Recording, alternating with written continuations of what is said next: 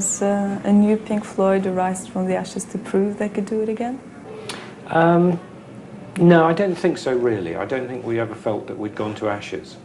There was a long period with us not working and being unclear about when we would work again, but I think certainly David and myself felt that this was a period of non-work, where there were differences within the band and so on, and that the intention always was that at some point we could continue. Did the people around you believe that you could actually have a success again? I think the people around us did. Particularly, I think, particularly once we started work and had something tangible to show, people began to gain in confidence. Inevitably, it's a little alarming when you start work with a complete sort of blank page and with a history behind you and losing a very important member. You know, you don't know how it's going to work out. I mean, even if you produce something great, the public just might have moved on to something else. You know, there's nothing guaranteed ever. Did you ever feel the pressure because of all the things you've done before? Not badly. I think there always is a sort of pressure, but to some extent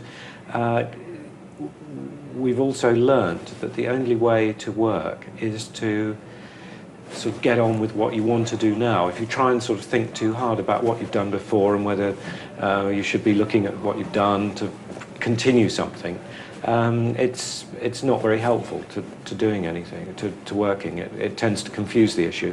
All you can do is just follow on along the track. And you fly high. On this tour, it's said that it's even more spectacular than the ones you've done before. You've been pioneers when it comes to mixed media shows. You've been using slides and lights. What is the philosophy behind making a mixed media show? The philosophy, really, I guess, was that we never thought that we were that good at projecting as human beings, and you know, as intimate artists, our music never lent itself to real small clubs and intimacy, really. And as it and we have grown, it's got less to do with that, and particularly now when we're doing these vast things, that's the type of thing that works the best. It reduces us personally to things of a lesser importance, but the overall show and the music becomes more important. Have you ever missed playing in small clubs? I still play in small clubs. I played in one in Copenhagen the other night. Was it good? Did you do something different from being on the big stage? We do that quite often. I mean, I have a solo career, and which means I can go out and play in places 3,000-4,000 seaters up to 8,000 seaters, that sort of thing. On this tour, we're doing club things for fun with the younger musicians. So I think it's probably best to keep Pink Floyd in the sort of thing it's good at. To what extent do you feel that you have been part of the development on stage effects? Well, we have broadened that to a certain extent, but more than that, we've just discovered little things and tied them together with other things in ways that people haven't done them before. And we don't actually really invent very many things, you know, it's just the application of the technology that's available to you. And so it's a matter of finding things and using them in a way that other people haven't used them.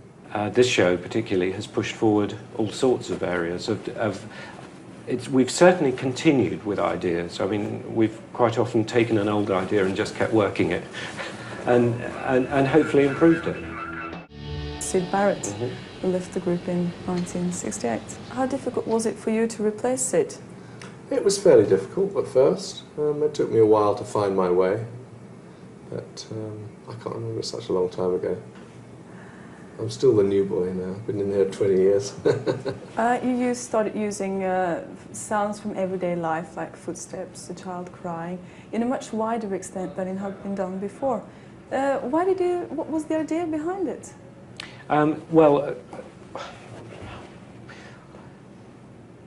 I think it was a way of trying to tell stories in music. Generally, when those effects have been used on records, they've tended to be an attempt to create a sound picture sometimes an amusing one, sometimes for amusement, sometimes sort of more seriously. In fact, of course, musicians, particularly in sort of modern composing, have been working with sounds an enormous amount, and our use of it is minimal compared to Stockhausen or a whole bunch of sort of modern so-called classical composers. I just think it's an area that you get an idea, you do some work with it, and then you think, next time it'd be nice to do it another way.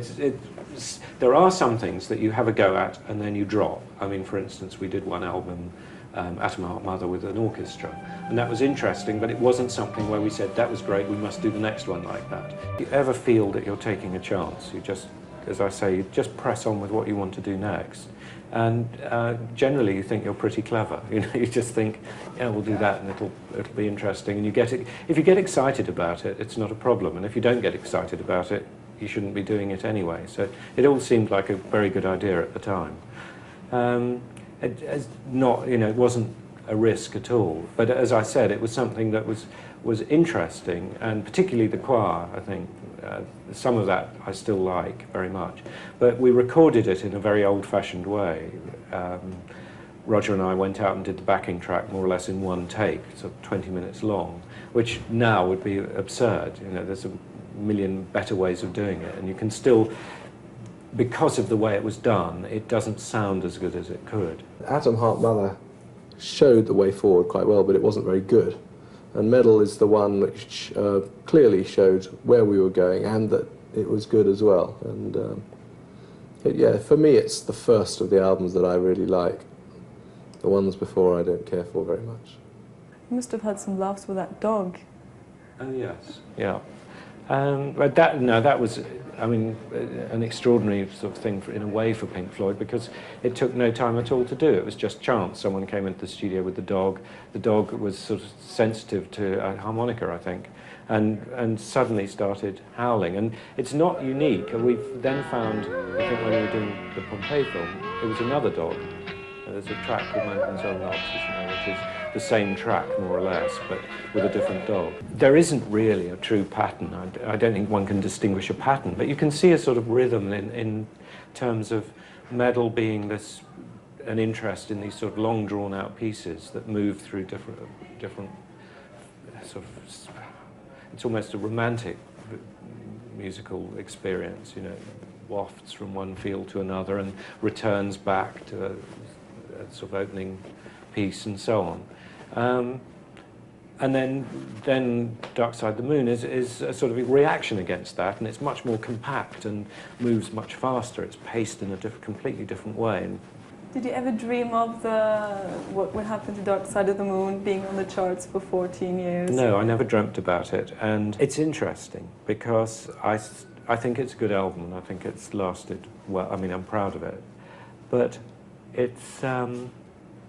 I think we've been very, very lucky. I think it's important, perhaps, for us to be aware how lucky we've been, that the album has been there, but not sort of always above all the other albums we've made, because I think it could have been a terrible millstone around our necks, that it could be that sort of the record that nothing ever matches up to. And we were, I mean, lucky, or certainly The Wall sold more copies. Other albums have sort of done different things in the meanwhile. We've been very lucky not to be stuck with that always as the reference. Well, that's because of the cash register loop more than anything else. I mean, it's a very easy symbol for people to use, to borrow, to show on their programs. And they all know it's sold quite a few copies and most people have heard it, so. Do you feel it's been abused? No, not at all. I mean, I think people have rather simplistic, I mean, sometimes television is rather unimaginative. No, I don't think it's abused. I mean, it can be a problem if you take a piece of music and just identify it too strongly with something. I mean, that's always a problem with rock videos, full stop, the business of whether the thing is better left in abstraction, or whether if you give it an image, it destroys all the thought processes that people can work with the rest of the time. I think it's important not to take it too seriously. I mean, it still is, it's only rock and roll. it's very nice if an important point can be made through the lyrics or through music generally. I mean, it can be used as a very powerful tool, occasionally by some of the best songwriters, or occasionally by an event like Band Aid or something like that, Live Aid. But in terms of sort of how the music is used on television or whatever, I think it's not something that bothers me particularly. Isn't rock and roll serious? No, I don't think it is, really. As I said, it has serious moments, but the mainstream of rock and roll is ephemeral. It's here today, gone tomorrow. It's the diary. You know, it's why it's so important to people in some ways, because it just marks a moment in their life, you know, at some point, and it. Are you serious?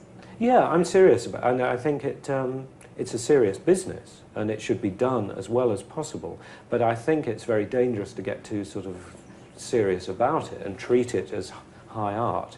I think there are flashes of brilliance in rock and roll, you know, particular performers, particular performances, but to try and weigh it down with a sort of art blanket is dangerous.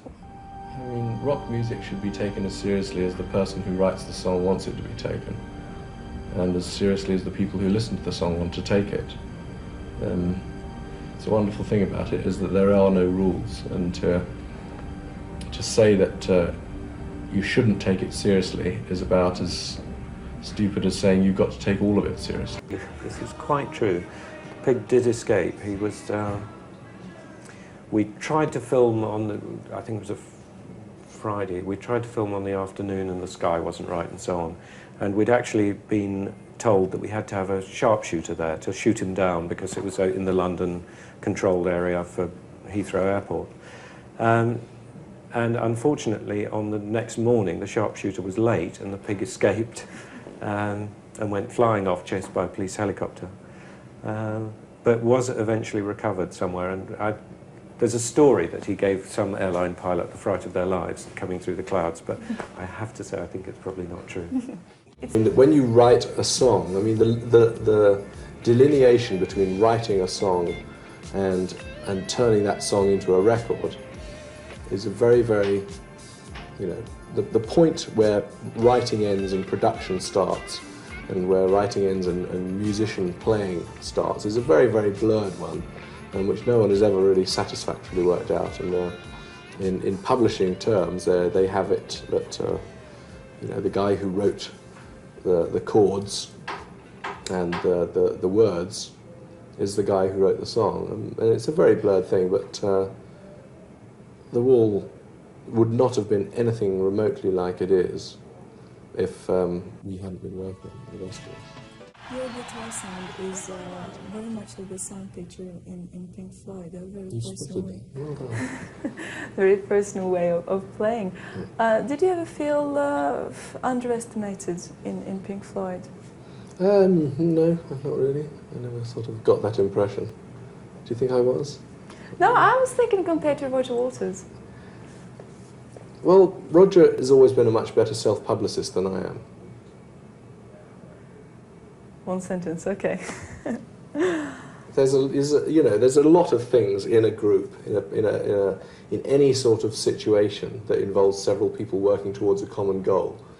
And there are a lot of things that are very hard to understand, even by the people who are involved with it, and are invisible and hard to understand for people who are not involved with it, on the outside of it. They don't see how things get done. And you know, even myself, I have you know, been slow to understand some of the things that go on and what makes something into what it becomes. And everyone's said it about, you know, things like the Beatles and us and other people, that the whole is greater than the sum of the parts, you know. And if you take it apart and dissect and look at each individual thing, you can't understand quite why it would become what it becomes when it's all put together. And that's something no one will ever really fully understand. And, certainly something Roger doesn't understand. The initial idea for the final cut was to use up some of the material that we'd got left over from the wall. That's why it was called the final cut. It wasn't anything to do with the band finishing. It was the idea of using up all the material for the wall that hadn't managed to make it onto the record. And there were some nice bits and pieces. Then we started work, and it became sort of more and more evident that we weren't having much fun doing it, and that the material we were using was wrong. So there was a lot of rewriting and adding of extra songs, and it was a real sort of hodgepodge of stuff. And you know, working isn't always great fun. I mean, it's not just a sort of hobby where you have to, sometimes you just persevere with doing things that you're not particularly enjoying, because you know, it's your job as well as everything else. It's what you do, and sometimes you don't know when you're having an argument or feeling bad about something, whether it's a necessary part of the work process, and that after you've been through that, you come to you know, an easier area. Unfortunately, we didn't. And then, after 4 years of silence, again, you came out with A Momentary Lapse of Reason. And yeah, it wasn't entirely silence. I mean, I think both David and I and Roger had all been working and doing things of one sort or another. But Pink Floyd was silent. Yeah, sure. And then A Momentary Lapse of Reason. It has been a success, and are you satisfied? Yeah. I'm satisfied because it's, I think I'm proud of the album. I think it's got some very good songs on it, probably a higher proportion of good songs than a lot of the previous albums that stand there in their own right rather than sort of fill in between other songs. I think it's better played than anything we've done before, and I think it's a very good base for carrying on. I don't think it's the definitive album and that, you know, great, we've done it, we've cracked it, you know, we've shown we're still there, let's all retire for another 7 years. It's a nice base to work and do something else from, just as this show is, you know, yes, we've got all sorts of new bits and pieces sort of going for it and learnt a lot about computer technology, laser technology, all the rest of it. It's the stepping stone for the next project. What motivates you to keep on working? I like it. I like making music. I like playing on stages. It's a wonderful thing. It's better than having a job. Have you ever tried that? Yeah. I've had lots of jobs in my time. This is definitely the best one. Looking back is to be treated lightly. I mean, it's nostalgia. It's fun to do occasionally, but I think it's extremely, I don't know, dangerous. But I think it's a dead end for a band. You know, one of the things that I've always said, whether I'll stick to it or not, I don't know, is that I would hate to go out as a nostalgia band, playing the songs we were playing 15 years ago for an audience who were with us 15 years ago. You know, you've got to feel that you're going out and breaking new ground. I mean, that you're reaching new audiences, that people are interested in what you're doing now, not in revisiting their childhood.